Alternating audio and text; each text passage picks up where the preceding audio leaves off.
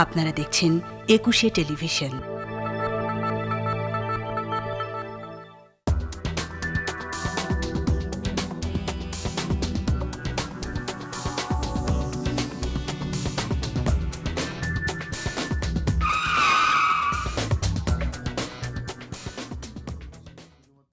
সম্মানিত দর্শক, সবাইকে স্বাগত জানাচ্ছি নিটল ডাটা ২১ রাতের আজকের আয়োজনে।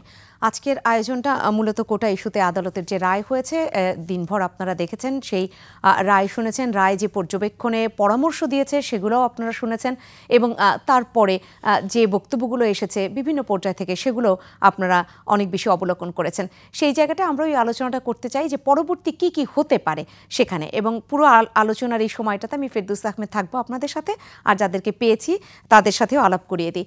আমাদের স্টুডিওতে আজ উপস্থিত হয়েছেন Manzil Morshed, senior advocate, supreme court, president, human rights and peace for Bangladesh, HRPB। সর্বডানে রয়েছেন সৈয়দ ইশতিয়াক রেজা, জ্যেষ্ঠ সাংবাদিক। আপনাদের দুজনকে স্বাগত জানাচ্ছি আজকের এই আয়োজনে।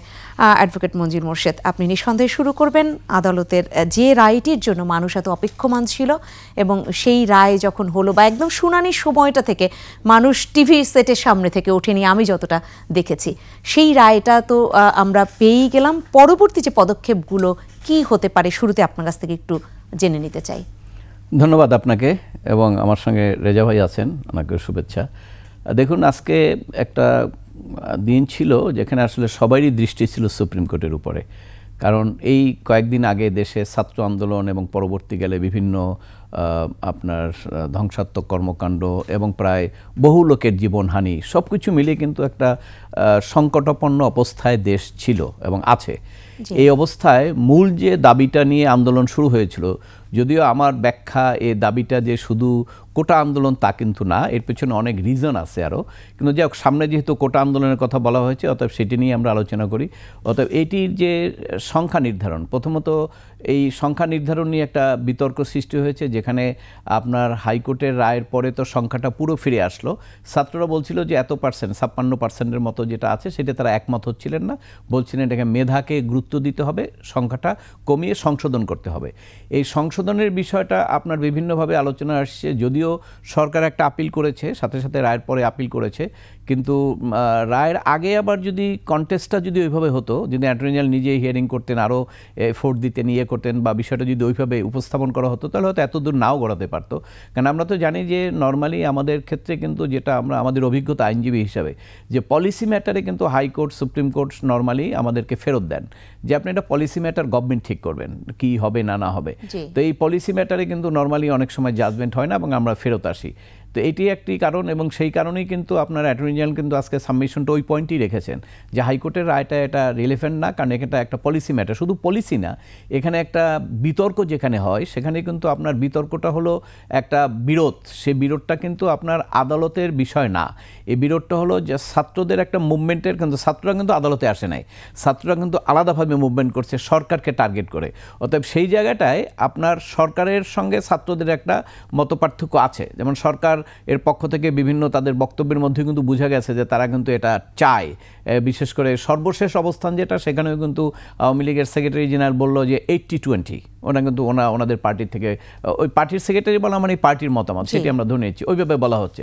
তো এবং ছাত্ররা আবার যখন আইনমন্ত্রীর কাছে দাবি জানালেন, সেখানে কিন্তু 5% বললেন, এবং সেখানে আইনমন্ত্রী কিন্তু বললেন দাবিটা যৌক্তিক। তার মানে দেখেন, একই দলের ক্ষমতার মধ্যে, একই মন্ত্রী পরিষদের মধ্যে কিন্তু তাদের ডিফারেন্স অফ ওপিনিয়ন আছে। তো এইগুলো নিয়ে তো একটা বিতর্ক, তো কোনটা কী হবে এটা আসলে আলোচনা সাপেক্ষ, এবং আলোচনা করেই করা উচিত। সেগুলোর মধ্যে হঠাৎ যখন আদালতে বিষয়টা এসছে, এবং আদালত যখন এখন সিদ্ধান্তের প্রশ্নে একটি টেনশন ছিল, সেটা হলো আদালত ধরেন এই রায়টা হওয়ার পরে, নর্মালি আপনার জাজমেন্ট হওয়ার পরে যখন আমরা সিএমপি করি রায়ের এগেনস্টে, রায়টা তো হাতে আসেনি, তখন কিন্তু ইম্পর্টেন্ট ইস্যুগুলোতে কোর্ট সবসময় স্টে দেয়, এবং স্টে দিলে তখন দুই পক্ষ নিশ্চুপ থাকে যে রায়টা আসুক, তারপরে আমরা দেখব। শুনতে চাই, আপনি যেটা বললেন যে আইনমন্ত্রী পরবর্তীতে আবার বললেন যে 5% যেটা ছাত্ররা বলেছে সেটা দাবিটা যৌক্তিক এবং সমাধান কঠিন নয়, এই কথা উনি বলেছেন। আর তার আগে একদম দলের সাধারণ সম্পাদক যেটা বলেছিলেন যে 20%, অর্থাৎ এই কোটার জায়গাটায়, সেখানে 20% তিনি যে বলেছিলেন, এটা কি একদম ছিল যে না এইটাই হবে, এরকম তো না? তাহলে আলোচনার ভিত্তিতে কি এটা পরিবর্তন সম্ভব তাদের মধ্যেও হয়নি? সেক্রেটারি কিন্তু ওইটা বলেছে যে ওনরা আদালতে প্লেস করবেন 80-20, এই কথাটা স্পষ্ট বলেছেন। অর্থাৎ আদালতে প্লেস করতে গেলে তো অ্যাটর্নি জেনারেলের মাধ্যমে করতে হবে, কিন্তু অ্যাটর্নি জেনারেল কিন্তু সেই ওনার কথা কিন্তু শোনেন নাই, পার্টির সেক্রেটারির কথাটা কিন্তু উনি শোনেন না। উনি কিন্তু ওনার লিগ্যাল আর্গুমেন্ট যেটা, যে এটা মেনটেনেবল না, এটা পলিসি ম্যাটার, সরকার এটা নির্ধারণ করবে, এখানে কোর্টের কিছু করার নাই, সে কিন্তু সেই লিগ্যাল আর্গুমেন্টে গেছে, এখানে কিন্তু ওনার কথাটা শোনেনও নাই। প্লাস হলো আইনমন্ত্রী যেটা বলেছেন সেটা হলো দাবির প্রেক্ষিতে যখন এসছে 5%-এর কথা, সেখানে যৌক্তিক বলছে এবং মানা যেতে পারে বা এ ব্যাপারে পদক্ষেপ নিতে পারে। যৌক্তিক মানে কি, আসলে তো দাবিটার মধ্যে যৌক্তিকতা ছিল, তারা তো বলছে সংস্কার।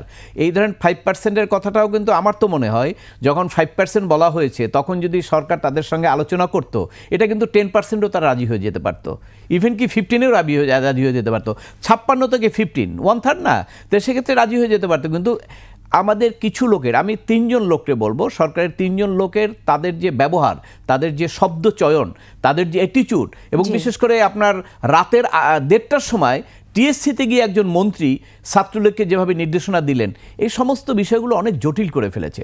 এবং আজকের যে টোটাল ম্যাচাকার, এই ম্যাচাকারটা যেমন যারা করেছে তাদের যেমন দায়ী আছে, যারা এটাকে ডিজাইন করে দিয়েছে, যারা প্লট তৈরি করে দিয়েছে, তাদের কি দায়িত্ব নাই? তাদেরকেও দায়িত্ব নিতে হবে। সেই আলোচনায় একটু পরে আসি, তার আগে ইশতিয়াক রেজাকেও একটু শুনে আসতে চাই। আপনি নিঃসন্দেহে বলবেন এই যে 15%-এও তারা রাজি হয়ে যেতে পারত, যেভাবে অ্যাডভোকেট মনজিল মোর্শেদ বললেন ছাত্রদের কথা, কিন্তু তারা পরবর্তীতে একদম এখানে এসে 5%-এ তারা শক্ত হয়ে গেল। এটা কি তাহলে এই যে সময় এক ধরনের কালক্ষেপণ যেটাকে আমরা বলি, বা নানা ধরনের বক্তব্য, এই কারণে তাদের মধ্যেও আবার এই জায়গাটা সরে আসলো কিনা? হ্যাঁ, ধন্যবাদ। মঞ্জিল ভাই রাইটলি বলেছেন, ওরা কিন্তু আসলে 15-20% রাজি হয়ে যেতে পারত প্রথম দিকে যদি আলোচনাটা করা হতো। প্রথম দিকে সরকার উপেক্ষা করেছে, সাংঘাতিকভাবে যেটাকে বলে প্রতিপক্ষকে অবহেলা করেছে, প্রতিপক্ষ হিসেবে দেখেছে। এবং ছাত্ররা এখন এসে 5% কেন বলেছে জানেন কেন? তারা দেখেছে যে সরকারের আর কোনো ফেস নেই, সরকার একেবারে কোণঠাসা। এখন যেই চাপ দেওয়া হবে, তারা যদি বলতো 0 কোটা, সেটাও সরকার মানত বলে আমার ধারণা আর কি, যেই পর্যায়ে সরকার কোণঠাসা হয়ে গিয়েছিল। তো তারা তবু 5% বলেছে, সরকার কাছাকাছি গিয়ে একটা 7% কোটা রেখেছে। একটা ভুল বুঝাবুঝি হচ্ছে আমার কাছে মনে হয় পুরো জাতির মধ্যেই। এই যে বলা হলো 93% মেধা, বাকিটা কোটা, এজিব বাকিরা কোনো মেধাবী নয়, এটা একটা সম্পূর্ণ ভুল বুঝাবুঝি। এই পর্যন্ত সবাইকে আসতে হয় মেধার ভিত্তিতে। প্রথম কথা হলো, একটা ছেলে বা মেয়ে বিসিএস কোয়ালিফাই করে কিসের ভিত্তিতে হয়? তাকে অনার্স বা মাস্টার্স থাকতে হয়। সুতরাং ওটা তো মেধার পরিচয় নাকি, ওটা দিয়ে সে এসছে।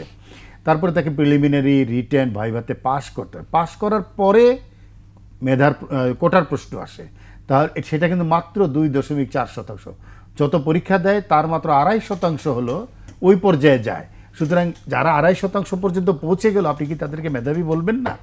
সেটা মেধার ভিত্তিতেই বিচার করা হচ্ছে, কিন্তু কোটা অ্যাপ্লাই করা হচ্ছে। যখন মেধা কোটার সমন্বয় ঘটছে তখনই কিন্তু এটাকে সিলেকশন দেওয়া হচ্ছে। এই একটা বিষয়, 93% মেধাবী বলার কারণে মনে হচ্ছে বাকিরা বুঝি মেধাবী না। 80% মেধাবী বললেও একই কথা ধরা যায়। আমি মনে করি এইটার একটা সংশোধন আসা প্রয়োজন। 93% বা 80% যে যেটাই বলুক, মানে শব্দ ব্যবহারে এরা সবাই মেধাবী। আমি বরং বলতে পারি এরা সাধারণ কথা, একদম যে ইন জেনারেল দেওয়া হবে। আমি ক্ষুদ্র নিগোষ্ঠীর জন্য 1% করা হয়েছে 5% থেকে, এটা কি ন্যায্য হলো কিনা? প্রতিবন্ধীদের এটা 1 রাখা হলো, কিন্তু মেয়েদের জন্য রাখাই হলো না, এটা আমার কাছে খুবই অদ্ভুত লেগেছে। আমি কিন্তু টেলিভিশনে নারী সহ পার্সেন্টেজটা দেখেছি অনেক স্ক্রলে। নারী আছে, নারী এবং প্রতিবন্ধী এবং আমাদের ক্ষুদ্র নিগোষ্ঠী সব মিলে। বেশিরভাগ গণমাধ্যমে কিন্তু ওইটা বলা হচ্ছে যে প্রতিবন্ধী তৃতীয় লিঙ্গ বলা হচ্ছে 1%, আর 1% বলা হচ্ছে ক্ষুদ্র নিগোষ্ঠী। নারী এখানে দেখা যাচ্ছে না। নারী পুরো জনগোষ্ঠীর প্রায় 50%। এমন কিছু জায়গা আছে যেখানে নারীদের আসলে অনেক বেশি রিপ্রেজেন্টেশন প্রয়োজন। আপনি দেখবেন, আমি একটু আগেও একজন ব্যাংকারের সাথে কথা বলেছি, তিনি বলেছেন মেয়েদেরকে পাওয়া যাচ্ছে না। বাংলাদেশ ব্যাংক সহ অন্যান্য সরকারি ব্যাংকগুলোর উচ্চ স্তরে পরীক্ষা নেওয়া হচ্ছে, 20 জনে 1 জন। আমি নিজে পাবলিক সার্ভিস কমিশনে উপস্থিত থেকে দেখেছি 25 জনে 1 জন, 30 জনে 1 জন। এই চিত্রটা ভয়াবহ, এটার একটা পরিবর্তন আসা প্রয়োজন। নারীরা যদি বেশি মাত্রায় পুলিশে না আসে, নারীরা যদি বেশি মাত্রায় বিচারকের জায়গায় না যায়, মেয়েরা থানাগুলোতে গিয়ে কমফোর্ট জোন পাবে না, মেয়েরা বিচারিক আদালতে গিয়েও কিন্তু অনেক প্রশ্নের মুখোমুখি হবে। এই জায়গাগুলোর কথা চিন্তা করলে নারীদের কোটার কিন্তু প্রয়োজন আছে। যাই হোক, এখন তবু দেশে শান্তি আসা প্রয়োজন। আমি দেখলাম বৈষম্য বিরোধী ছাত্র আন্দোলনের নেতারা এটা গ্রহণ করেছেন, তাদেরকে সাধুবাদ জানাই। তাদের একটা আলাদা 8 দফা আছে, সেটার ভিত্তিতে নিশ্চয়ই আলোচনা হবে। কিন্তু দেশে এই মুহূর্তে ওরা যেটা পরিষ্কার করেছে যে তাদের আর কোনো আন্দোলন নাই, তাদের কোনো শাটডাউন চলছে না, তাদের কোনো কর্মসূচি নাই। সুতরাং এখন কর্মসূচির নামে যারা ধ্বংসযজ্ঞ চালাবে তাদের বিষয়টা তারা দায়িত্ব নিতে চাচ্ছে না, এবং সেটাকে সেই হিসাবেই সরকারকে বিবেচনা করতে হবে। সব পক্ষ অনেক বিলম্ব করে ফেলেছে, বিশেষ করে সরকারি পক্ষ ভয়ঙ্করভাবে বিলম্বিত করেছে। আমি আপনার এখানেই একাধিকবার বলেছি যে জেদাজেদির জায়গা নেই, এটা কথাটা শুনতে হবে, ছাত্রদের কথা শুনতে হবে। সেই শুনেছেন, বারবার বলছিলেন আদালতে বিচারাধীন বিষয়ে আমরা কথা বলবো না। তাহলে বিচারাধীন বিষয়ে কথা বললেন কেন? 80% প্রস্তাব করলেন কি করে? তাহলে এই বিচারাধীন বিষয়ে আলোচনার কথা আসলো কেন? এটাও একটু শুনতে চাই। আপনি বারবার এই কথাটাও বলেছেন যে চাইলে এই তারিখ অনেক বেশি এগিয়ে নিয়ে আসা সম্ভব, আর প্রধান বিচারপতি চাইলে এটা এগিয়ে নিয়ে আসতে পারতেন, এবং অ্যাটর্নি জেনারেল আপিল করতে পারেন তারিখ এগিয়ে আনার। তো সবই হলো, কিন্তু অনেক জীবনের বিনিময়ে, রাষ্ট্রীয় সম্পদ ধ্বংসের বিনিময়ে। আমরা সবই করি, কিন্তু আমরা সময় গেলে করি, এটা আরেকবার প্রমাণ পাওয়া গেল। এবং গোয়ার তুমি, দম্ভ, এগুলোর আসলে ফলাফল হলো আজকের এই অবস্থা। এবং সমাধানের জন্য যে কোনো আলোচনা বা এক ধরনের যে সবার একসাথে বসা, সেটাই যে সমাধান সত্যিকার অর্থে দেখাতে পারে, সেটাও প্রমাণিত হলো।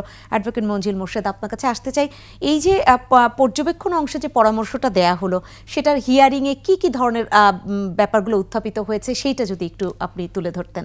আমরা তো ওখানে যাবার সুযোগ হয়নি। আমিও হিয়ারিংয়ে উপস্থিত ছিলাম না। আমি যতটুকু খবর রেখেছি সেটা হলো আমি আমার জুনিয়রকে পাঠিয়েছিলাম, বা টাইম টু টাইম এটা কমিউনিকেট করেছে। তো হিয়ারিংয়ে তো আসলে আপনারা যে রেজাল্টটা দেখেছেন না, হিয়ারিংয়ে কিন্তু যাদেরকে শুনেছেন সিনিয়র অ্যাডভোকেটদের, সবাই কিন্তু একই কথা বলেছে পলিসি ম্যাটারের ব্যাপারে। বেসিক্যালি অ্যাটর্নি জেনারেলের যে আর্গুমেন্টটা, সেই আর্গুমেন্টটাই কিন্তু আসলে কোর্ট গ্রহণ করেছেন, যেটা পলিসি ম্যাটারে কী হবে না হবে। পরে কমপ্লিট জাস্টিসে গিয়ে তারা হয়তো একটা অবজারভেশন দিয়েছেন। এখন এটি যদি এখনও আমি শিওর না, কারণ জাজমেন্ট তো আমরা দেখি নাই, আপনার মিডিয়ার তথ্যের উপরে আমরা কথা বলছি। যদি এটা নির্দেশ হয় তাহলে এটা গভর্নমেন্টের জন্য ম্যান্ডেটরি, এটা মানতেই হবে তার, কারণ আপিল বিভাগের জাজমেন্ট না মানার কোনো সুযোগ নাই। তবে হ্যাঁ, এটা সত্য, আপিল বিভাগের মানে হাইকোর্টের, সুপ্রিম কোর্টের বহু জাজমেন্ট এটা অনেকেই মানে না, এটাও সত্য। আর অবজারভেশন যদি বলেন, অবজারভেশনটা ম্যান্ডেটরি না। অবজারভেশন হলো আপনাকে দিয়েছে, আপনি যদি মনে করেন যে এটা গ্রহণ করবেন, আপনি করতে পারেন, না করলেও কোনো অসুবিধা নেই। যেমন আমার একটা জনস্বার্থের মামলা, এই যে আপনার নদী দখল, তারপরে আপনার পরিবেশ দূষণ, এই যারা দায়ী তাদেরকে কোর্ট একটা অবজারভেশন দিয়েছে অ্যাপিল বিভাগ, যে এদেরকে নির্বাচনে অংশগ্রহণ অযোগ্য করার জন্য একটা আইন করার জন্য, এটা একটা অবজারভেশন। কিন্তু আজকে অনেক দিন থেকে 2 বছরও আমি চেষ্টা করে কিন্তু এটা করতে পারিনি, অনেকবার যোগাযোগ করে অনুরোধ করে করতে পারিনি। মানে এটা যেহেতু অবজারভেশন, ওইটা ম্যান্ডেটরি না গভর্নমেন্টের জন্য। তো আজকে যদি এই জাজমেন্ট যেটা দিয়েছে এটাও যদি অবজারভেশন হয়, তো অবজারভেশন হইলে এক্ষেত্রে ম্যান্ডেটরি না, এবং গভর্নমেন্ট ইচ্ছা করলে এখন এদের সঙ্গে আলোচনা করে এই যে পার্সেন্টেজ আছে সেটা কম বেশিও কিন্তু করতে পারে, এটা কিন্তু কন্টেম্প্ট হবে না যদি এটা অবজারভেশন হয়। তবে এটি তো এখন একটি প্রশ্ন হলো, যেহেতু ছাত্ররা 5% বলেছে, তো এখানে কিন্তু আপনার সেই কাছাকাছি রাখা হয়েছে, এটা হয়তো গ্রহণযোগ্য হবে ছাত্রদের কাছেও। কিন্তু এটা যদি বড় ধরনের ব্যতিক্রম গভর্নমেন্ট করতে চায়, সেটি কিন্তু আবার তাদের কাছে গ্রহণযোগ্য হবে না। এটা একটা মানুষের দৃষ্টিতেও লাগবে, হয়তো 7% এদিক ওদিক করতে পারেন, সেটা অন্য ব্যাপার।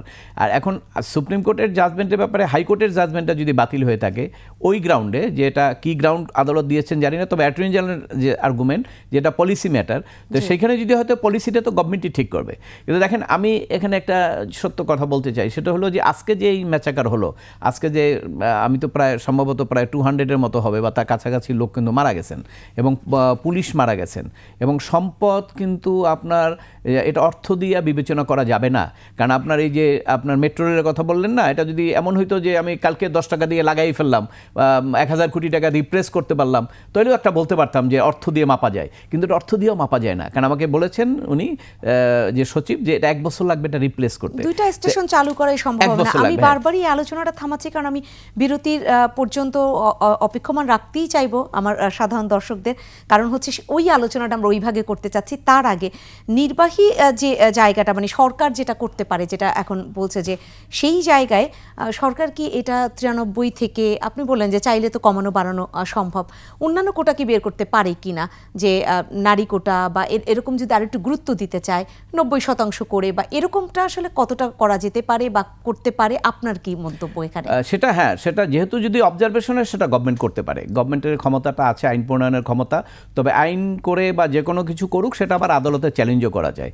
তা আমি বলবো এখানে আসলে প্রত্যেকটা ঘটনার রুটে যাওয়া উচিত। আপনি উপরে কসমেটিক সমাধান যদি করেন এটা কিন্তু সমাধান না।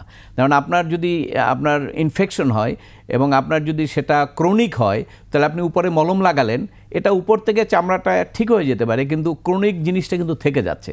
অর্থাৎ আমি সরকারকে বলবো যে এই ঘটনা 18 সালে হয়েছে, 18 সালে কিন্তু অনেক ক্ষতি হয়েছে, অর্থনৈতিক ক্ষতি হয়েছে, তাই না? আর এবারে তো অনেক জীবনও গেল, ভবিষ্যতে আবার কি হবে বলা যায় না। অতএব আমি সরকারকে বলবো প্লিজ আপনারা একটু মাইনরিটিলি, ইন্টেলেকচুয়ালি এবং আইন অনুযায়ী ব্যবস্থাগুলো গ্রহণ করেন, আসলে বসেন, আলোচনা করেন কি হওয়া দরকার, কি হওয়া উচিত এবং এটার পিছনে ক্ষোভ কী। আপনি কি মনে করেন যে এই আন্দোলনটা কি শুধু কোটা নিয়েই হয়ে গেল? আমি কিন্তু সেটা মনে করি না। শুধু কোটা নিয়েই কিন্তু আন্দোলন হয় নাই, এটার পেছনে আরও অনেক ক্ষোভ আছে। আজকে ধরেন মানুষ দেখছেন তো, ছাত্র, আমি তো এর আগে এরকম আন্দোলন দেখি নাই, বুক পেতে দিয়েছে গুলি করো, মানে ও কিন্তু জানে যে গুলি করতে পারে, আমি গুলিতে মরবো, এই পর্যন্ত তার মানসিকতা সৃষ্টি হয়ে গেছে। একজন না, আমি কয়েকজন ছাত্রকেই দেখলাম এবং একজন তো গুলিতে ওই যে কুষ্টিয়ানা কোথাও তো গুলি রংপুরে পেতে দিল, সাথে সাথে গুলি করে মেলে দিল।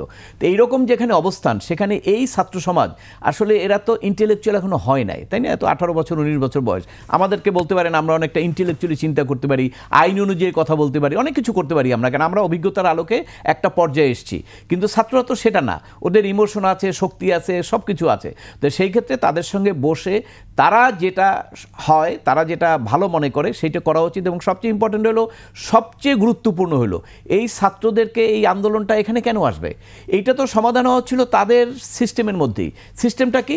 প্রত্যেকটা ইউনিভার্সিটিতে তো আপনার, প্রত্যেকটা ইয়েতে তো আপনার ছাত্র সংসদ থাকে, একটা তো ছাত্র সংসদ নাই। তো সরকারের গোড়ায় যাও, এই আসল সূত্রপাত কিন্তু ঢাকা বিশ্ববিদ্যালয়ের ছাত্ররা এত ফুসে উঠছে কেন জানেন? ঢাকা বিশ্ববিদ্যালয়ের ছাত্র কিন্তু দীর্ঘদিন থেকে তারা কিন্তু অত্যন্ত মানবেতরভাবে জীবনযাপন করছে। অর্থাৎ তারা যদি একজনের সঙ্গে মতে না মিলে তাহলে তাদের উপর অত্যাচার, নিপীড়ন, সেইগুলোর কারণে সবাই ফুসে উঠছে। নাহলে এরা কি সব সরকার বিরোধী? আমি তো দেখছি যে এখানে আপনার, আমি আগেও বলেছি বক্তব্যে, এই যে ছাত্র আন্দোলন করছে তার মধ্যে 30% কিন্তু আওয়ামী লীগ সমর্থক, কিন্তু তারা প্রেক্ষাপট, ঘটনা এবং বাস্তবতার কারণে তারা কিন্তু তাদের মুখ খুলতে হয়েছে, আমরা এটা চাই। কেন? ওই যে ওখানে অনিয়ম আছে। আমার মনে হয় এই একটা সুযোগ এসছে, যেহেতু আমাদের অনেক লস হয়ে গেছে, আমি সরকারকে আহ্বান জানাবো, সরকারকে আহ্বান জানাবো, বিশ্ববিদ্যালয়, কলেজ, সব জায়গাগুলোতে আপনি নিয়ম অনুযায়ী সবকিছু চলার ব্যবস্থা করেন, ছাত্র সংসদ নির্বাচন করেন। সেই দাবি যদি বলি, ছাত্রদের একদম 8 দফা যে তারা দিয়েছে, সেখানেও তারা এগুলার ইঙ্গিত করেছে। সেখান থেকে বোঝা যায় যে, আমি ইশতিয়াক রেজা আপনার কাছে আসতে চাই, সেটা হচ্ছে যে শিক্ষার্থীরা, যারা বৈষম্য বিরোধী আন্দোলনরত শিক্ষার্থী, তাদের একদম সমন্বয়ক যারা বসলেন বা এই দফা পেশ করে গেলেন, তারা তো এই কথাটা বলেছেন যে, আমি ওই একটা পয়েন্টে আসি যে ছাত্রলীগকে উস্কে যারা দিয়েছে তাদের, সেটার একদম সরকারি সংশ্লিষ্ট হলেও তাদের তদন্ত করে তাদের বিচারের আওতায় আনতে হবে। এই জায়গায় যে তারা অনেক বেশি জোর দিয়েছে। আর তার আগের দিনের যে চিত্র, আবু সাইদ রংপুরে মারা যাবার আগে বুক পেতে দেয় আমরা ঢাকায় শাহবাগে দেখেছি। একদম সেখানে অনেকটা তুইতকারিও করা হচ্ছিল, পুলিশকে উদ্দেশ্য করে গুলি কর, সামনেই দাঁড়িয়ে আছি, ব্যারিকেড ভাঙার যখন চেষ্টা। তাহলে ছাত্ররা কতটা, যদি বলি যে উত্তেজিত হয়ে গেছে, সেটা সেদিন কেন অনুভূত হলো না? তারপরে আসলে ছাত্রলীগ কেন সেখানে মুখোমুখি হয়ে গেল এই বৈষম্য বিরোধী শিক্ষার্থীদের আন্দোলনে? মানে সবাই তো শিক্ষার্থী, কিন্তু কেন মুখোমুখি হয়ে গেল? বিশাল প্রশ্ন, খেয়ে হারিয়ে ফেলার মতন। যেটা হয়েছে যে, দেখেন, মঞ্জিল ভাই রাইটলি বলেছিলেন যে দীর্ঘদিন শিক্ষাঙ্গনগুলোতে, বিশেষ করে উচ্চশিক্ষা প্রতিষ্ঠানগুলোতে ছাত্রলীগের কারণে কিন্তু একটা সাংঘাতিক রকমের শিক্ষা পরিবেশ বিরোধী পরিবেশ বিরাজ করছে। কিন্তু শিক্ষার পরিবেশ ভয়ঙ্করভাবে ক্ষতিগ্রস্ত হচ্ছে।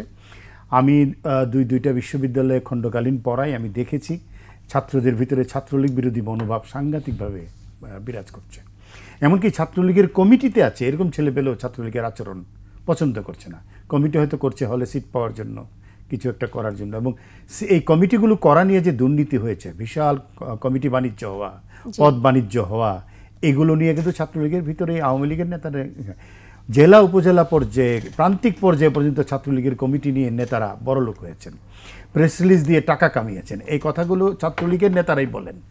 এবং এই যে হলে হলে, ঢাকা বিশ্ববিদ্যালয়ের হলে হলে টর্চার সেল, গণরুম, তাদেরকে নানা ধরনের নির্যাতন করা, নিপীড়ন করা, বুয়েটে আবরার হত্যা, কারমাইকেল কলেজে গণধর্ষণ, জাহাঙ্গীরনগর বিশ্ববিদ্যালয়ে ছাত্রলীগ নেতা কর্তৃক গৃহবধূকে ধর্ষণ, চট্টগ্রাম বিশ্ববিদ্যালয়ে তো ক্লাসই হয় না, চট্টগ্রাম বিশ্ববিদ্যালয়ে ক্লাসই হয় না ছাত্রলীগের অভ্যন্তরীণ কোন্দলের কারণে।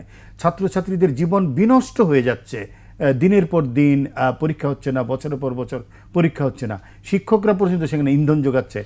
শহর আওয়ামী লীগের 2 গ্রুপের দ্বন্দ্বের ফলে চট্টগ্রাম ছাত্রলীগের সাংঘাতিক রকমের বিভাজন ইত্যাদি, সন্ত্রাস, সহিংসতা। আপনি মেডিকেল ছাত্রের কথা মনে আছে? ছাত্রলীগ করা ছেলে আরেক গ্রুপ তার মাথায় আঘাত করেছে, সে আর জীবনে বেঁচে উঠবে কিনা সেই সন্দেহ, এবং বেঁচে উঠলেও কোনোদিন আর ডাক্তার হতে পারবে না। তো এই কাণ্ডগুলোর কারণে একটা জেনারেল ক্ষোভ ছাত্রলীগের প্রতি ছিল, এবং যখনই ওবায়দুল কাদের বলেছেন ছাত্রলীগ যথেষ্ট, ছাত্রলীগ মারমুখী হয়ে গেছে, কিন্তু প্রথম দিন যে চিত্রগুলো পত্রিকায় এসছে বা ইন্টারনেটে এসছে, মেয়েদেরকে মারছে, রামদা দিয়ে কোপ দিচ্ছে, এগুলো কি ভালো? কোনো রকমের কোনো সুস্থ মানুষ গ্রহণ করতে পারে? পরে কিন্তু সমস্ত শিক্ষার্থীরা যারা কখনো মিছিলে যায় না, পড়ার টেবিল থেকে উঠে না, তারাও উঠে গেছে এবং তারা কিন্তু প্রতিরোধ করেছে।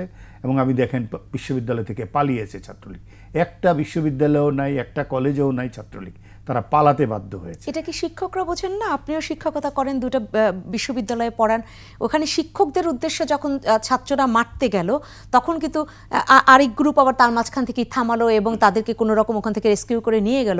পরে কিন্তু শিক্ষার্থীরা বলেছে যে এই শিক্ষকেরাই উস্কে দেয়, তারা আমাদেরকে দেখে, পুলিশকে দেখিয়ে দেয় আমাদেরকে, ছাত্রলীগকে তারা দেখে। অবশ্যই এই যে অভিযোগ, ক্ষমতা কাঠামোর রাজনীতি, এটা ক্ষমতার রাজনীতি। ভিসি হলেন একজন একাডেমিক ব্যক্তি, কিন্তু আমরা উপাচার্যের পদটাকে বানিয়ে ফেলেছি বিশ্ববিদ্যালয়ের রাজনীতির প্রধান। উনি তো একাডেমিক প্রধান নাই, আর এখন বিশ্ববিদ্যালয় কেন্দ্রিক যে রাজনীতি আছে তার প্রধান বানিয়ে ফেলেছে। তিনি শিক্ষক লীগ, ছাত্রলীগের প্রধান হয়ে বসে আছেন, এবং এগুলো বাস্তবতা। পাবলিক বিশ্ববিদ্যালয়গুলোতে প্রক্টোরিয়াল বডি, তারপরে বিভিন্ন হলের প্রভোস্ট, তারা সরাসরি রাজনীতির সাথে ইনভলভ হয়ে গেছেন। তারপরও আমি বলি, শুধু যদি শিক্ষকদেরকেও দায়িত্ব দেওয়া হতো যে তোমরা পরিস্থিতি নিয়ন্ত্রণে আনো, তারা কিন্তু পারতেন। দলীয় আনুগত্য থাকার পরেও তারা পারতেন, কারণ ছাত্রদের উপরে শিক্ষকদের একটা নৈতিক প্রভাব থাকে, একটা সম্পর্কের প্রভাব থাকে। ছাত্রলীগ দিয়ে কখনো সাধারণ ছাত্রদেরকে নিয়ন্ত্রণে আনা যায় না। এটা ওবায়দুল কাদেরের একটা ভুল নির্দেশনা, এবং আমি বলবো এটাই পুরো পরিস্থিতিকে একেবারেই অগ্নিগর্ভ। ছোট্ট করে আরেকটা জিনিস জানতে চাই, সেক্ষেত্রে কালকে একটা গণমাধ্যমে একটা আলোচনা অনুষ্ঠানে অংশ নিয়ে মাননীয় আইনমন্ত্রী যেভাবে বলছিলেন যে 8 দফা দেয়া হয়েছে তার মধ্যে 3টা ক্যাটাগরি তিনি করছিলেন, কোনটা বাস্তবায়নযোগ্য, কোনটা পরবর্তীতে। সেই জায়গায় আপনার কি মনে হয় যে এই যে দাবিটা যে তারা করেছে, যারা উস্কে দিয়েছে তাদেরকে বিচারের আওতায় আনা, সেটা কতটা বাস্তবায়নের মুখ দেখবে? সেটা আমি জানি না কতটা করবে, কিন্তু আমি মনে করি দাবি যৌক্তিক। প্রত্যেকটা ঘটনার বিচার হওয়া উচিত, প্রতিটি হত্যাকাণ্ডের বিচার হওয়া উচিত, সম্পদ ধ্বংসের বিচার হওয়া উচিত, যারা যারা উস্কে দিয়েছে প্রত্যেকের জায়গা মতো বিচার হওয়া উচিত, যে যোগ্য মানে ন্যায্য বিচার হওয়া উচিত। তাহলে এই দাবিটা যৌক্তিক, আরও তাদের দাবি রয়েছে, সেগুলো নিয়েও আমি ফিরছি একটা ছোট্ট বিরতি নিয়ে। সম্মানিত দর্শক, নিটোল টাটা 21 রাতে সময় হচ্ছে একটা ছোট্ট বিরতির, ফিরবো শীঘ্রই, সাথেই থাকবেন।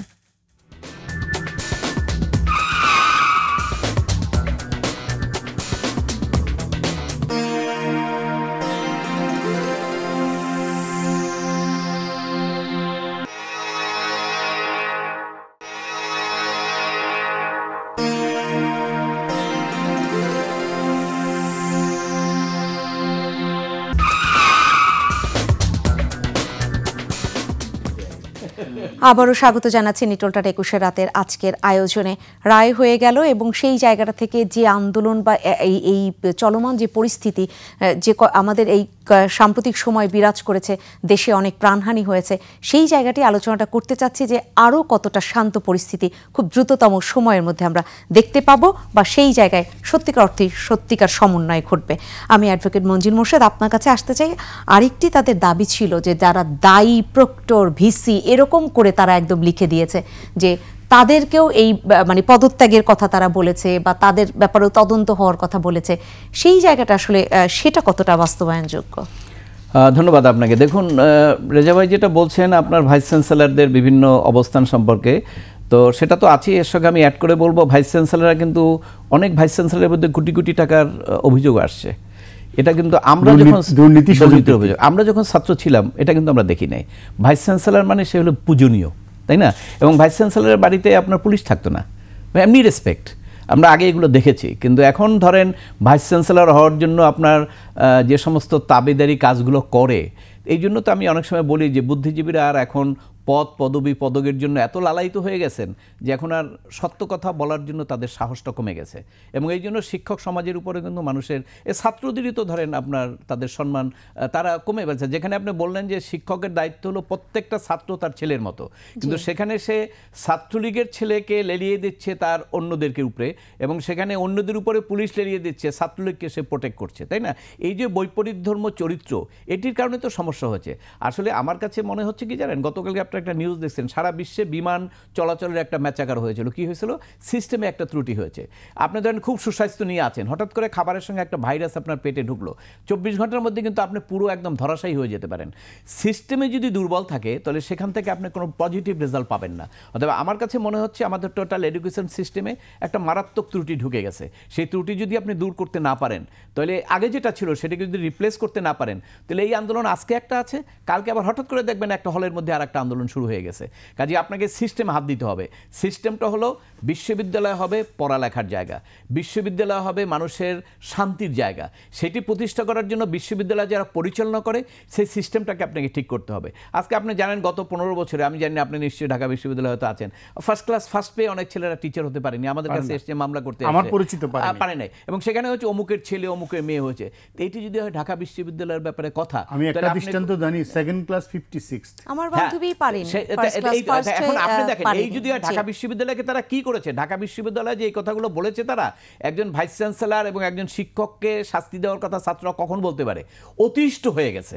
অর্থাৎ তারা তাদের পদের জন্য এত লালায়িত এবং এতভাবে ছাত্রদেরকে তারা দুই চোখে দেখে, অর্থাৎ ছাত্রলীগ করলে এক চোখ আর অন্যদেরকে আর এক চোখ। এগুলো তো স্পষ্ট। এই জন্য মানুষ দেখছে যে এরা কোনো শিক্ষকের পর্যায়ে পড়ে না, এবং এই পদ পাওয়ার জন্য দেখবেন আপনার টেলিভিশনে সহ বিভিন্ন জায়গায় আসা এত মিথ্যা কথা বলবে, এত বানানো কথা বলবে, এবং এত তাবেদারি বক্তব্য দিতে হবে সরকারের কাছে, এবং সরকারও এগুলো মনে করে যে হ্যাঁ ঠিক আছে আমার কথা বলতেছে, কিন্তু এটা তো আসলে সত্য না। আপনি ইন্টেলেকচুয়ালি যে আপনাকে হেল্প করবে, আপনার পক্ষে থাকবে, সেই হলো আপনার সবচেয়ে বড় মিত্র। কিন্তু আপনার সঙ্গে যা চামচামি করবে, তাবেদারি করবে, সে আপনার ক্ষতি করবে, আপনার বড় মিত্র না। এই ঘটনা থেকেই তো আমরা দেখলাম এবার আপনার দলের লোকজন তো বহু লোকজন কি কথাবার্তা বলে ধরেন আজকে জিনিসটাকে এত জটিল করে ফেললো। এটা জটিল ছিল না, এটা জটিল থাকার কথা হইতো না। এটা ছাত্ররা তো দেখেন এখনো বলছে আমরা কিন্তু এই সন্ত্রাসের এই যে এই হয়েছে, ভাঙচুর হয়েছে, আমরা কিন্তু এর মধ্যে নাই। যদিও আন্দোলনটা শুরু হয়েছে তাদের নিয়ে, অবশ্য তারা যে একদম আন্দোলন শুরু হওয়ার পরে তাদের যে একদম দায় নাই তা আমরা বলতে পারবো না, কারণ শুরু তো তাদের মাধ্যমে হয়েছে। এবং তারপরে পরবর্তীগুলোতে অনেক সময় ঢাকা বিশ্ববিদ্যালয়ের সমস্ত ছাত্ররা ছিল না, কিন্তু অনেক জায়গায় তো কিছু ছাত্ররা ছিল, এবং মূল জিনিসটা তো ছাত্রদের আন্দোলন নিয়েই হচ্ছে। তো এই জায়গাগুলোতে এখন সবচেয়ে বড় সমস্যা হলো আমার মনে হয় যদি সরকার এই সমস্ত বিশ্ববিদ্যালয় একাডেমিক জায়গাগুলোতে একটু চিন্তা করুক দেশের জন্য, ভালোর জন্য, ভবিষ্যৎ প্রজন্মের জন্য। আসুন আমরা এই শিক্ষা প্রতিষ্ঠানগুলোকে ভালোভাবে পরিচালনা করি এবং ভালো শিক্ষক নিয়োগ করি এবং ভালো লোককে ভাইস চ্যান্সেলর নিয়োগ করি, তাবেদারের জন্য না। যিনি ভালো শিক্ষক, যার সম্মান আছে, সবাইকে সে মানে, তাকে নিয়োগ করেন। এবং এই বিশ্ববিদ্যালয়গুলোতে যে দুর্নীতি, এই ছাত্র সংগঠনগুলোর মাধ্যমে যে দুর্নীতি হয় সেগুলো বন্ধ করেন, নির্যাতন যায় হলে হলে সেগুলো বন্ধ করেন, ডাকসু নির্বাচন দেন, কালচারাল প্রোগ্রাম করেন, এগুলোর মাধ্যমে ছাত্রদেরকে এনগেজ করেন, তাহলে হয়তো এগুলো কমবে। সেগুলো আপনারাও বলছেন যে যৌক্তিক সেই জায়গাটায় বাস্তবায়ন তো হওয়া খুবই জরুরি, না হলে তো এই সমস্যা থেকেই যাবে। ইশতিয়াক রেজা, ওরা এক ধরনের নিশ্চয়তা চাচ্ছে, ওদের দফা বা দাবির দিকে তাকালে যে কোনো যারা আপনাদের মতো যারা বিশ্লেষক, তারা প্রত্যেকেই বলছেন যে এক ধরনের নিশ্চয়তা চাচ্ছে যে ওরা হলে ফিরবে, সেই হলের যে বরাদ্দ সেগুলো নিয়ে ওরা কথা বলছে, এবং ওরা এর কোনো দায় নিবে না, ওদের মামলা প্রত্যাহার, নানান ইস্যুতে বোঝাই যাচ্ছে যে ওরা এক ধরনের নিশ্চয়তা চাচ্ছে। সেই নিশ্চয়তা কি ওরা পাবে? না পেলে তো আবারও ফুঁসে উঠতে পারে। দেখেন, রাষ্ট্র এবং সমাজ, বিশ্ববিদ্যালয় কর্তৃপক্ষ, ইউনিভার্সিটি গ্র্যান্টস কমিশন, প্রত্যেকের দায়িত্ব আছে এই নিশ্চয়তা দেওয়ার। কারণ হলো একটি অঘটন ঘটেছে, ছাত্রলীগ গেছে, ছাত্রলীগের সাথে সাধারণ শিক্ষার্থীদের মারপিট হয়েছে, ছাত্রলীগের রুম ভাঙচুর হয়েছে, ছাত্রলীগের নেতা কর্মীরা অনেক অপমানিত হয়েছেন, তাদেরকে বের করে দেওয়া হয়েছে, ছাত্রলীগ অনেকের উপর হামলা করেছে, তারা আহত হয়েছেন। এই যে একটা জেদাজেদির জায়গা, পাল্টাপাল্টির জায়গা, সেটার কারণে এখন যদি সব পরিস্থিতি স্বাভাবিক হয়ে আসার পরে ছাত্রলীগ ক্যাম্পাসে ফিরে আবার যদি আধিপত্য কায়েম করে, তখন তারা নিশ্চয়ই মনে রাখবে কে কে, ওই হাতগুলো তো তার মনে থাকার কথা, কোন হাতটা তার ঘাড়ে ধরেছিল, কোন হাতটা তার পায়ে ধরেছিল। আমি আপনি না বলতে পারি, ওরা তো বলতে পারে, ওরা তো এক জায়গায় বাস করে, সবই বের হবে। তখন যদি তারা প্রতিশোধ নিতে যায় তখন কিন্তু আরেক দফা। সুতরাং ছাত্রছাত্রীদের এই ভয়টা কিন্তু স্বাভাবিক, এবং এটা হয়ে আসছে তো অতীতে আমরা দেখেছি। যখন বিএনপি ক্ষমতায় ছিল ছাত্র দল এই কাজগুলো করেছে, যখন আওয়ামী লীগ ক্ষমতায় আসলো ছাত্রলীগ এই কাজগুলো করছে। ক্যাম্পাস গণতন্ত্র যে বলে যে একটা কথা আছে বাকিদের মত প্রকাশ, সেগুলোতে আসলে শাসক দল ছাড়া আর কারো কোনো মতামত নাই। এখন বিশ্ববিদ্যালয় কর্তৃপক্ষকে ন্যায্যতার সাথে কাজ করতে হবে, আইনশৃঙ্খলা বাহিনীকে অত্যন্ত দক্ষতার সাথে পরিস্থিতি পর্যবেক্ষণ করতে হবে, ব্যবস্থা নিতে হবে, শুধু বল প্রয়োগ না। কিন্তু যাদের বেশি দায়িত্ব পালন করতে হবে তারা হলো শাসক দলের রাজনৈতিক নেতৃত্ব। তারা যদি তাদের ছাত্র সংগঠনকে বোঝাতে পারেন যে আমরা এই সংকট নিবারণের জন্য নিজেদের অবস্থান পরিবর্তন করে একেবারে আলোচনা করেছি, হিয়ারিং এগিয়ে এনেছি, ছাত্রদের সাথে বৈঠক বসেছি, তোমাদেরকেও কিন্তু এই জায়গাগুলোতে ছাড় দিতে হবে, তাহলেই কেবল ধরেন একটা যেটাকে বলে যে একটা পরিবেশ তৈরি হবে পাশাপাশি বসার। একই হলে তো তারা থাকবে, একই সাথে ক্লাসরুমে যাবে, ক্যাম্পাসে যাবে, মধুর ক্যান্টিনে যাবে, অন্যান্য বিশ্ববিদ্যালয়গুলো তো একই পরিস্থিতি হবে, একই সাথে বটতলায় যাবে, আমতলায় যাবে, একই সাথে ক্লাসরুমে যাবে, লাইব্রেরিতে যাবে, তাই না? এই বিষয়গুলো এনশিওর করতে হবে বিশ্ববিদ্যালয় কর্তৃপক্ষের পাশাপাশি রাজনৈতিক নেতৃত্ব। জি, এটা স্পষ্ট করলেন। এবং সবশেষ যে আলোচনাটা আমি তুলে রেখেছিলাম যে প্রোটেস্ট যখন আসলে পলিটিক্স হয়ে গেল এবং বলা হচ্ছে এখানে নানান পক্ষ, এই যে নানান পক্ষ বা একদম যে রাজনীতির জায়গাটা, সেখানে তো তাহলে যারা রাজনৈতিক বিভিন্ন দল রয়েছে, সেটা ক্ষমতাসীন দল বা বিরোধী দল, প্রত্যেককেই তো দায় নিতে হবে, কারণ অনেকগুলো তো প্রাণহানি ঘটেছে। এবং এইখানে যে নানান ধরনের কথা, সেখানে তদন্ত হয়ে, আমি যদি বলি যে প্রত্যেকটা মৃত্যুর তদন্ত, এখন পর্যন্ত আমি জানি না, আমার তথ্যে অনেক মানে ভুল থাকতে পারে, সেটা হচ্ছে যে প্রথম 6 জন যে মারা গিয়েছে তাদের জন্য তদন্ত কমিটি, তাদের মৃত্যুর এটা তদন্ত করবার জন্য তদন্ত কমিটি গঠন করা হয়েছে, বা দুর্বৃত্তরা যে নানান জায়গায় স্থাপনা, বড় বড় স্থাপনাগুলো পুড়িয়ে দিয়েছে, সেটা সেতু ভবন, সেগুলা হচ্ছে তদন্ত কমিটি হয়েছে 7 সদস্যের, আমরা দেখেছি। আপনার কাছে এই তথ্য আছে কিনা যে এর পরে যে মৃত্যুগুলো হয়েছে সেগুলোর জন্য কোনো তদন্ত কমিটি গঠিত হয়েছে কিনা? হওয়া উচিত। প্রথম তো দিলারুজ্জামানের নেতৃত্বে বিচারপতি একটা কমিটি হয়েছে বোধহয় প্রথম 6 জনের, তার জুরিসডিকশন বাড়ানো যায়, প্রত্যেকটা হত্যাকাণ্ডের বিচার তার আওতায় আসবে। আমি মঞ্জুল ভাই, এটা তো সম্ভব, জুরিসডিকশন বাড়ানো সম্ভব। দ্বিতীয় হলো বিচার হতে হবে সম্পদ ধ্বংসেরও, কারা এটা করেছে, কারা উস্কানি দিয়েছে, কারা জড়িত এই হত্যা, এটাও কিন্তু রাষ্ট্রীয় সম্পদ হত্যাকাণ্ড, এটার বিচার হতে হবে। এবং কার কোথায় উস্কানি ছিল, কার কোথায় ভূমিকা ছিল ইত্যাদি। দেখেন, ছেলেরা কিন্তু 3 দিন আগেই বলেছে, 19 তারিখেই বলেছে যে তাদের কোনো সহিংসতার দায় তারা নেবে না এবং সহিংসতার সাথে ছাত্ররা জড়িত নয়। আমি নিশ্চিত করেই বলতে পারি যে ডাটা সেন্টার, যতগুলো স্থাপনা ধ্বংস হয়েছে, নরসিংদী জেল আক্রমণ করে জঙ্গি ছাড়াই নিয়ে যাওয়া, 800 কয়েদির বের করে দেওয়া, লুট করা, এগুলোর সাথে অস্ত্র লুট করা, এগুলোর সাথে ছাত্ররা জড়িত নয়, এর সাথে রাজনৈতিক অপশক্তি জড়িত আছে। সুতরাং এগুলোকে সেই জায়গা থেকে দেখতে হবে। এবং একটা পর্যায়ে এটা কোনো আন্দোলন ছিল না, এটা সন্ত্রাসী তৎপরতাই ছিল। সন্ত্রাসী তৎপরতাকে সেই হিসাবেই দেখতে হবে, ফৌজদারি আইনে দেখতে হবে এবং সেইভাবে বিচারের আওতায় প্রত্যেকটাকে আনতে হবে। আমি মনে করি যে হত্যাকাণ্ড সহ এত হত্যাকাণ্ড তো আমরা আগের কোনো আন্দোলনে দেখিনি, এত ধ্বংসযোগ্য আমরা তো সহজে দেখি না। ট্রেন আটকেছে আমাদের চোখের সামনে, বিক্ষোভকারীরা এরশাদের সময়ে ট্রেনের একটা জানালায় টোকাও দেয়নি, শুধু ট্রেন আটকে রেখেছে হরতাল পর্যন্ত।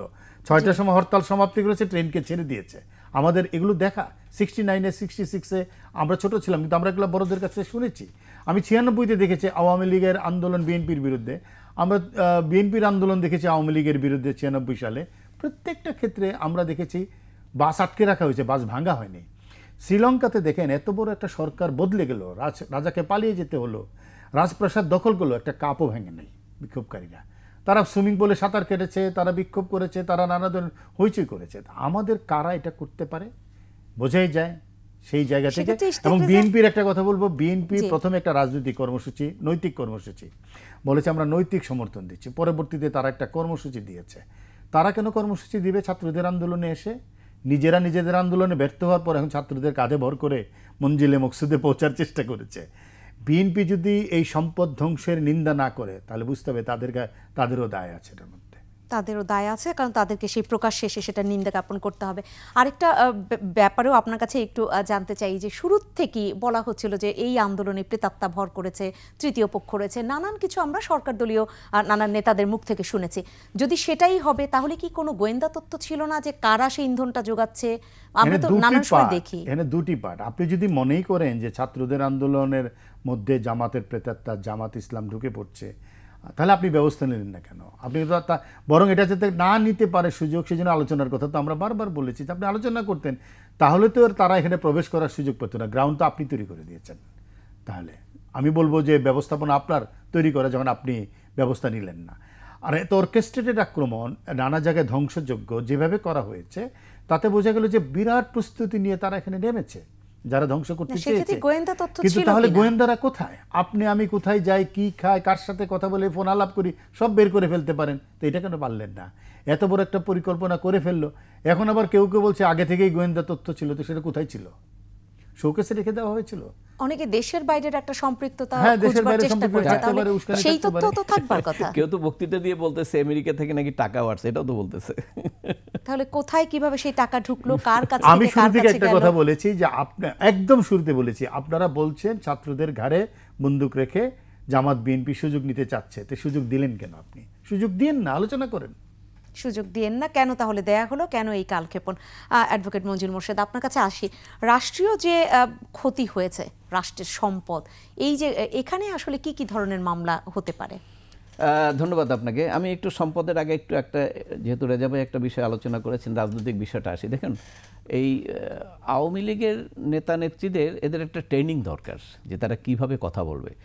আজকে এত বড় একটা আন্দোলন, এই আন্দোলনের সব ক্রেডিট তারেক জিয়ার উপরে দিয়ে দিচ্ছে এই পার্টির লোকজন। তারেক জিয়ার উপরে সব আন্দোলনের অর্থ মানে কি?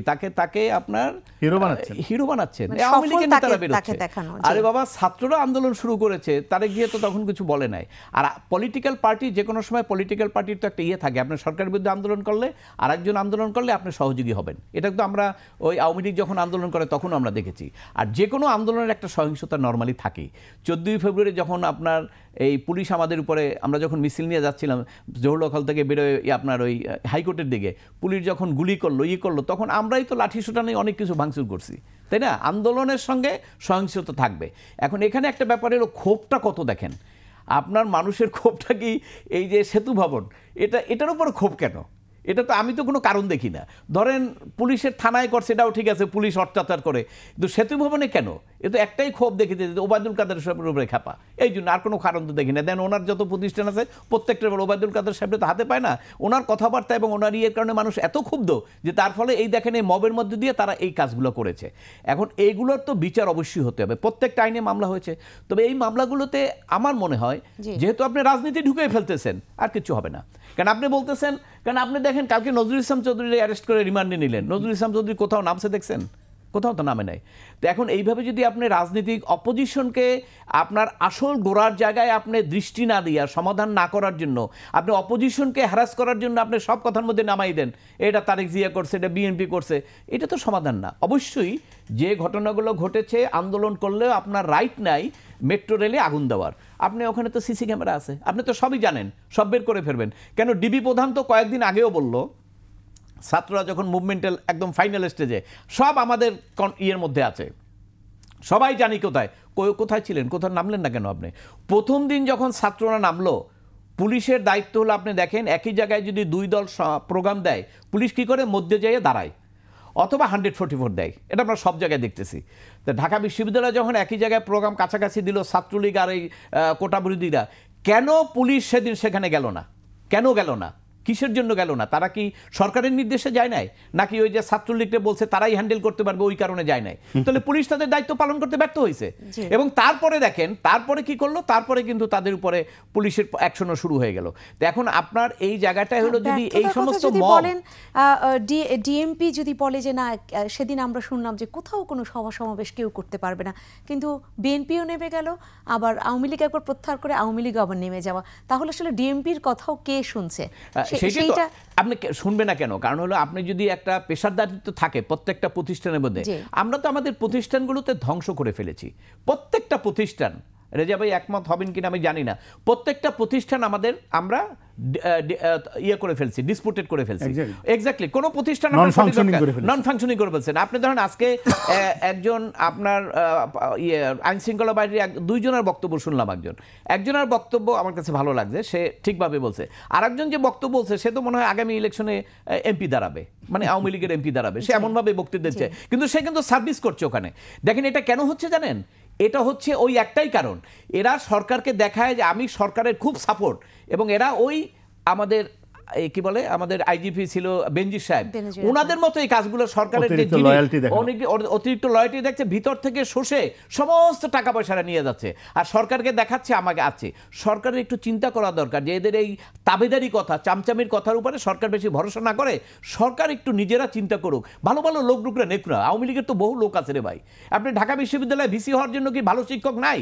আপনি কেন দিবেন যে ভিসি ঢাকা বিশ্ববিদ্যালয় কন্ট্রোল করতে পারবে না? আপনি দেন না। আপনাদের আওয়ামী লীগের মধ্যে বহু লোক আছে, আওয়ামী লীগের মধ্যে বহু যোগ্য মন্ত্রী আছে। আপনি এমন লোকজন আইন মন্ত্রী দেন, সে রাত্রে যায় ছাত্রলীগের মিটিংয়ের মধ্যে যে বক্তৃতা দিয়ে ছাত্রলীগের উস্কাই দেয়। এইটা তো ঠিক না। এই জায়গায় মাননীয় প্রধানমন্ত্রীর আমার মনে হয় আসলে প্রধানমন্ত্রী তো একা হয়ে গেছেন। আমি একটু বলে নেই, প্রধানমন্ত্রী একা হয়ে গেছেন আমার দৃষ্টিতে। কেন? কারণ ওনাকে কেউ কিছু যেই বলে না। আমি মনে করি যে আজকে প্রধানমন্ত্রীর এমন উপদেশটা দেওয়া দরকার, আপনি কাউকে না পারলে আমারে বলেন, আমি উপদেশ দেবো আপনাকে। আপনার কথার জন্য আমি চুপ করে থাকবো না, আমি সত্য উপদেশ দেবো। আপনারা যারা বলে সবকিছু, সব আপনি যেটা বলেন এইটাই বলে, কিন্তু আসলে প্রধানমন্ত্রী তো একজন মানুষ, ওনার বয়স এখন 72 ইয়ার্সের উপরে। অতএব ওনাকে বুদ্ধি দেওয়ার জন্য আরো শক্তিশালী ইন্টেলেকচুয়াল লোকজন ওনার পাশে দরকার রাষ্ট্র পরিচালনার জন্য। সেইটা নাই, এবং সেইটা ওখানে কেউ কথা বলে না। যা যা কথা বলে প্রধানমন্ত্রীকে খুশি করার জন্য বলে, আর এদিকে ব্যাংকের টাকা, কোথায় কি টাকা পয়সা আছে সব আসলে অনেকটা হয়ে যাবেনি, কারণ একা হয়ে যাবেন। সেটাই বলছি, যদি পাশে সেরকম উপযুক্ত লোক না থাকে পরামর্শ দেওয়ার জন্য। আরেকটি, যেহেতু শেষের দিকে চলে এসেছি, আরেকটি বিষয় আপনাকে শুনে আমি ইশতিয়াক রেজার কাছে যাব। সেটা হচ্ছে নরসিংদী কারাগারের এই যে একটা ব্যাপার, যে 826 কয়েদি পালিয়ে গেল, তাদেরকে পালিয়ে গেল না, তাদেরকে নিয়ে যাওয়া হলো, জঙ্গিও পালিয়েছে। সেই জায়গাটায় তাহলে মানে কি কেমন একটা ব্যবস্থা, যে কারাগারের যদি বলি সুরক্ষা, সেই জায়গাটা একটু শুনতেই চাই। না শুনেন, মবের সামনে আসলে সুরক্ষাটা আপনার ওইভাবে সম্ভব না। আপনি দেখেছেন না এই যে ইউনিভার্সিটিতে কত 60-70 জন পুলিশ উপরে চলে গেছে, এবং আপনার অনেক থানায় আমি শুনেছি তারা সব থানার তালা আটকে বসে রয়েছে। কেন? মব হইল আপনার এই জন্যই তো আমাদের হাজার বছরের ইতিহাসে এই যে এক সময়ের বিশৃঙ্খলা কত কিছু ছিল, এগুলাকে কি নিয়ন্ত্রণ কিভাবে করে নিয়ে আসছে? এগুলা সিস্টেমে নিয়ে আসছে, অর্থাৎ আপনার আইনের শাসন, রুল অফ ল, কতগুলো আইন করে দিয়েছে। আইনটা আমরাও শিখবো, আমরাও ফলো করব, তোমরাও ফলো করবা। এইভাবে শিক্ষা দিয়ে দিয়ে মানুষকে, সোসাইটিকে মেনটেন করতেছে। বিশ্বে যারা উন্নত দেশ কি করতেছে, তাদের মধ্যে তাদের ওখানে কেন হয় না? কারণ ওরা ওইভাবে সিস্টেমটাকে এস্টাবলিশ করেছে, সিস্টেমের বাইরে কেউ যাওয়ার সুযোগ নাই। আপনি হঠাৎ করে একটা বেআইনি করবেন, আপনি সেখানে আপনার প্রতিকারটা আছে, যার ফলে বেআইনি করতে করতে আপনি এক জায়গায় একত্রিত হইলেন, ক্ষোভে আপনার আগুন জ্বলতেছে, আপনি সব ভাঙিয়ে চুরে শেষ করে দিলেন, ওই পর্যায়ে যাবে না তো। কিন্তু আমাদের এখানে সমস্যা হলো যে রুল অফ লটা তোমরা ব্রেক করে ফেলছি। আমার আইনের শাসনটাকে আমরা পকেটের মধ্যে ঢুকিয়ে রাখছি, যে আইনটা আমার প্রয়োজন হয় সেইটাকে। ইভেন ধরেন এই যে আদালত তো আমাদের একটা সর্বশেষ জায়গা, এবং আদালতের কিন্তু একটা অ্যাডভাইজারি ক্ষমতা, একটা অভিভাবকত্বের ক্ষমতা সংবিধানই দেওয়া হয়েছে, যে অনেক সময় আদালত যেটা বলবে তোমাদের মানতে হবে। কিন্তু আদালতের আদেশ মানে কেউ দেখেন, আমার তো শত শত আদেশ আছে আদালতের। আমি যদি আজকে যোগ করি তাহলে আপনাকে কয়েকশো নির্দেশনা দেখাইতে পারবো আদালতের আছে, কিন্তু সরকার তো আছে সারা দেশে, কই মানছে না কেন তারা? মানে এটাকে অকার্যকর করার জন্য ব্যবস্থা নিয়েছে। অর্থাৎ আপনি যদি সিস্টেম অকার্য করে দেন, কোনো কিছুই আপনি করতে পারবেন না। এরকম মব ভবিষ্যতে আরো হবে। আমি আহ্বান জানাবো, বাংলাদেশ উন্নতির দিকে যাচ্ছে, আমাদের অনেক অর্জন আছে, এই অর্জনগুলো ভবিষ্যতে রক্ষা করার জন্য, বিশেষ করে একটা জেনারেশন, এই যে আজকে একটা জেনারেশনকে আপনি যে এই দেখেন, এই জেনারেশনটা কিন্তু এই বর্তমান যুগের জেনারেশন, এরা কিন্তু সব এই 15 বছরের ইতিহাস যাই না তারপরে বড় হয়েছে। দেখেন হঠাৎ করে একটা কাজের, একটা কথার জন্য, দুইটা কথার জন্য কিভাবে তারা উল্টে গেল। নিজেদেরকে তারা, যদিও স্লোগানটা আমরা পার্টলি বলতেছি আমরা রাজাকার, কিন্তু পরে কিন্তু কে বলেছে সরকার, ওটা কিন্তু আমরা বলছি না। তারপরে ধরেন ও বললো আমি রাজাকার, কত ধরনের একটা বিরূপ প্রতিক্রিয়া হলে সেই রকম কথা বলতে পারে। বুঝছেন কথাটা? রিয়ালাইজ করতে হবে, উপলব্ধি করতে হবে। যদি আপনারা উপলব্ধি না করেন, রাষ্ট্রের দায়িত্বটা, হুইলটা আপনার কাছে আছে। আপনারা যদি উপলব্ধি না করেন, ক্ষতি হলে রাষ্ট্রের ক্ষতি হলে আপনাদের দায়িত্ব। সেই ক্ষোভের জায়গাটা যেমন অনেক অনেক বেশি সুস্পষ্ট, আবার পাশাপাশি ভেতরে চেতনাটা কতটা আমরা ভিতটা মজবুত করে দিতে পেরেছি, সেটাও অনেক অনেক বেশি চিন্তনীয়। আমি আপনার কাছেও এই জায়গাটায় বলতেই চাই, নরসিংদী কারাগার থেকে যারা পালিয়ে গেল, বিশেষ করে 9 জন জঙ্গি, এদেরকে যদি দ্রুততম সময়ের মধ্যে আবার আটক করা না যায়, তাহলে কি হতে পারে? খুব সহজ না আটক করা। জঙ্গিরা যারা বেরিয়ে গেছে তারা সেফ জোনে চলে গেছে, এবং তারা এখন আবার সংগঠিত হবে। এই আদালত পাড়ায় থেকেই তো জঙ্গিদেরকে চিনিয়ে নেওয়া হয়েছে পুলিশ থেকে। পথের মধ্যে ত্রিশাল থেকে পুলিশের কাছ থেকে জঙ্গি চিনিয়ে নেওয়া হয়েছে, তাদেরকে আজও উদ্ধার করতে পারেনি, আদৌ ধরতে পারেনি। সুতরাং এদেরকেও ধরতে পারবে বলে মনে হয় না। আমরা একটা ভয়ঙ্কর ঝুঁকির মধ্যে পড়লাম, এবং এদেরকে যেহেতু সরকার আটক করেছিল, এবং এরা কিন্তু প্রতিশোধ নেওয়ার জন্য মরিয়া হয়ে উঠবে। এটা একটা ভয়ঙ্কর কাজ হয়েছে। লিঞ্চ মবের সামনে আসলে কিছু করা যায় না, মব যখন খুব উশৃঙ্খল হয়ে পড়ে। কিন্তু কারাগারগুলো যে অরক্ষিত আছে, এবং সেখানে কোনো ইনসাইডার মানে কোনো ক্ষতিগ্রস্ত মানে যেটাকে নাশকতা বলে আমি অন্তর্ঘাতমূলক তৎপরতা সেটা ছিল কিনা সেটাও কিন্তু বিচারের ব্যাপার আছে, অনেক তদন্তের ব্যাপার আছে। একটা সহজে একটা কারাগারে এই ঘটনা একবার বাংলাদেশের কারাগারে, কেন্দ্রীয় কারাগারে একটা অঘটন ঘটেছিল রাষ্ট্রীয় মদদে জেলখানা হত্যাকাণ্ড 4 নেতার। এরকম একটা কলঙ্কের পর আরও একটা বড় ঘটনা আমার কাছে মনে হয়, এতগুলো কারাবাসীকে ছাড়িয়ে নিয়ে যাওয়া, এর মধ্যে আনসার আল ইসলামের জঙ্গিরা আছে। এটি সহজ কাজ নয়, এটাকে স্বাভাবিক দৃষ্টিতে দেখার কিছু নেই। এবং এই আন্দোলনের উপরে ভর করে যে একটা গোষ্ঠী, দেশের জঙ্গি গোষ্ঠীও তৎপর হয়েছিল, তার একটা প্রমাণ হলো।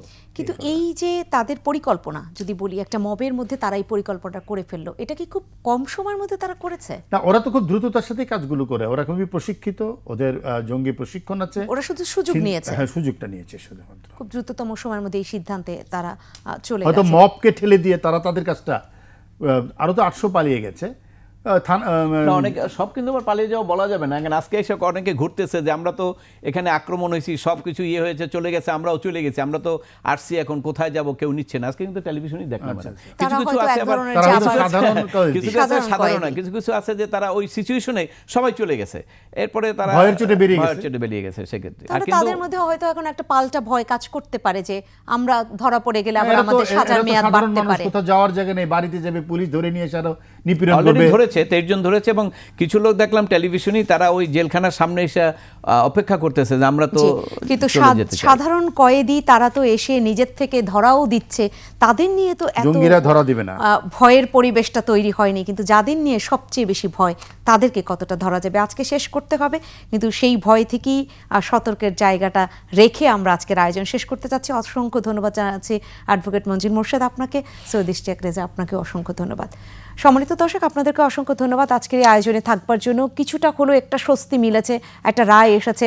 আন্দোলনকারীরা তারা এই জায়গাটা যে পরিষ্কার করেছে যে এই যে তাদের যৌক্তিক যে দাবি, যেগুলো তারা আবার 8 দফা যে উপস্থাপন করেছে, সেখানেও ধাপে ধাপে কাজ হবে, সেখানেও হয়তো একটা আশা জাগা নিয়ে তথ্য মানুষের মধ্যে দেখা দিচ্ছে। কিন্তু এখন বাস্তবায়নের অপেক্ষায় থাকতে হবে সব শেষে কি হতে যায়। কিন্তু যে জঙ্গি পালিয়েছে সেখান থেকে শঙ্কাটা থেকেই যায়, কারণ এদেশে যে জঙ্গিবাদে একদম নির্মূলে জিরো টলারেন্স, সেই জায়গাটায় শঙ্কাটা কিন্তু আবারও তৈরি হলো। কিন্তু নিঃসন্দেহে আমরা প্রত্যাশা রাখতে চাই যে আমাদের এই শঙ্কা দূরীভূত হোক। সবাই ভালো থাকবেন, শুভরাত্রি।